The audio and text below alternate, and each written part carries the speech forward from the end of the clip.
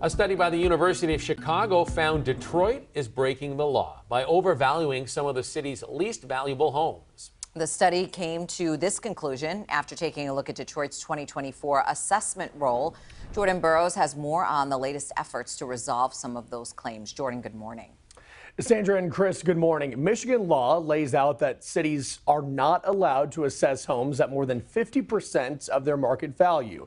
The University of Chicago study found Detroit is breaking this law. The university says it looked at Detroit's 2024 assessment roll and found the city's assessor overvalued 72% of homes that are worth less than $34,000.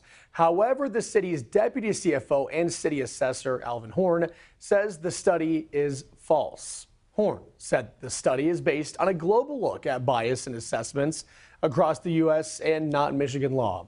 He added the information is, quote, utter nonsense.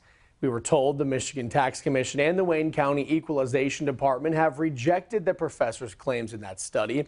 The city of Detroit, however, does admit that from 2010 to 2016, the city overtaxed homeowners by around $600 million. But the city says there was no viable way to repay homeowners that money. Horn says the University of Chicago study got it all wrong. Part of the equalization process in the state. It starts with the local assessor, through county equalization, and finally the state tax commission. The assessment roll in the city of Detroit is the most scrutinized in this state for a reason. There were problems. You mentioned it earlier. There were problems for many years with how this city valued property. Those days have ended. Been $8.35 million and spent 4 years to do a reassessment of properties in the city. That reassessment was successful. The state tax commission intervened. They took control of the city's assessment roll until we got it straight. It is straight. We're compliant with Michigan law.